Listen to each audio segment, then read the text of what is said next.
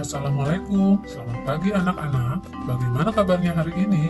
Semoga kalian tetap semangat mengikuti pembelajaran kali ini ya. Kali ini kita akan membahas materi interaksi sosial. Setelah kegiatan pembelajaran hari ini, diharapkan kalian dapat menjelaskan pengertian interaksi sosial, yang kedua, menjelaskan syarat-syarat interaksi sosial, dan yang ketiga, menjelaskan bentuk-bentuk interaksi sosial asosiatif dan disosiatif.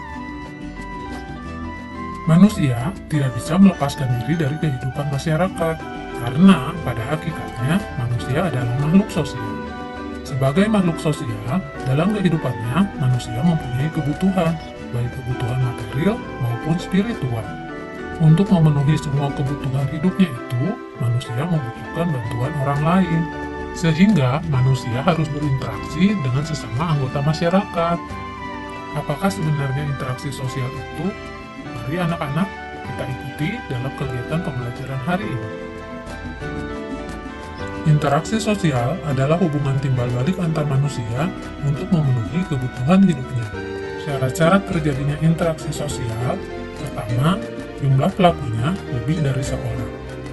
Yang kedua, berlangsung secara timbal balik.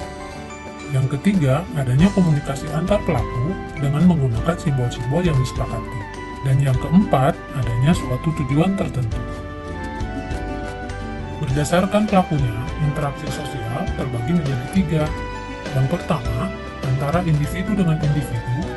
Yang kedua, antara individu dengan kelompok. Dan yang ketiga, antara kelompok dengan kelompok.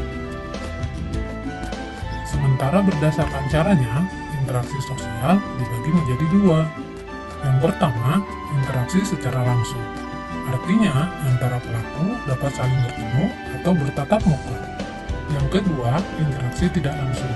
Pada interaksi ini, antar pelaku tidak langsung bertemu, tetapi mereka melakukan interaksi dengan menggunakan media atau orang ketiga.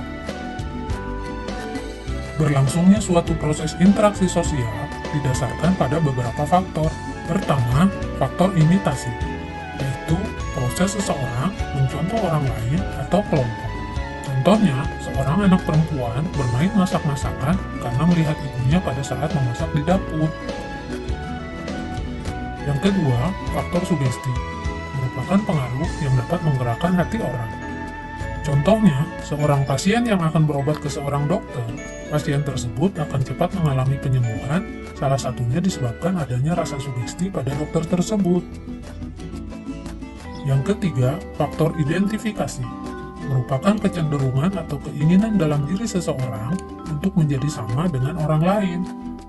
Contohnya, seorang anak yang mengidolakan pemain bola, sehingga semua tingkah laku idolanya akan dilakukan.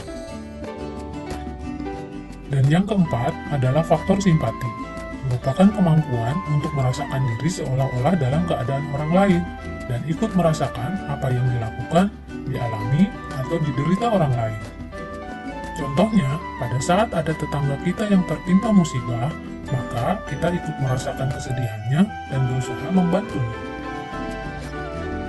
Anak-anak, dalam kehidupan sehari-hari, kalian bisa melihat seseorang atau sekelompok orang, baik di lingkungan keluarga, di jalan, ataupun di kantor, dan di mana saja melakukan interaksi sosial. Mereka berinteraksi sosial dalam bentuk yang beraneka ragam. Apa saja bentuk-bentuk interaksi sosial? Mari kita lanjutkan pembahasan materi ini. Bentuk interaksi sosial, pertama, proses yang asosiatif, kedua, proses yang disosiatif.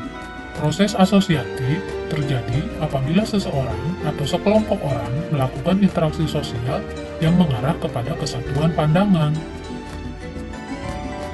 Proses ini terdiri atas tiga bentuk, yaitu kerjasama, akomodasi, dan asimilasi. Kerjasama merupakan usaha bersama antara orang perorangan atau kelompok manusia untuk mencapai satu atau beberapa tujuan bersama. Contohnya, penduduk bergotong royong membersihkan jalan di lingkungan rumahnya. Yang kedua, akomodasi, merupakan usaha manusia untuk meredakan suatu pertentangan, yaitu usaha untuk mencapai kestabilan. Contoh akomodasi adalah toleransi kehidupan beragama. Yang ketiga, asimilasi. Merupakan cara-cara bersikap dan bertingkah laku dalam menghadapi perbedaan untuk mencapai kesatuan dalam pikiran dan tindakan. Proses asimilasi dapat dengan mudah terjadi melalui beberapa cara, antara lain dengan sikap toleransi, sikap saling menghargai orang lain dan kebudayaannya, persamaan dalam unsur-unsur kebudayaan, serta perkawinan campur.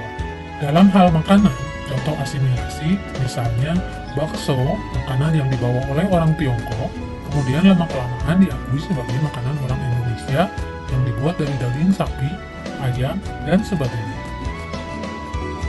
Proses-proses yang disosiatif terjadi apabila seseorang atau sekelompok orang melakukan interaksi sosial yang mengarah pada konflik dan merenggangkan solidaritas kelompok. Proses ini terdiri atas 3 bentuk, yaitu kompetisi, kontravensi, dan pertentangan. Yang pertama, kompetisi atau persaingan. Kompetisi adalah suatu proses individu atau kelompok yang bersaing untuk mencari keuntungan melalui bidang-bidang kehidupan tertentu.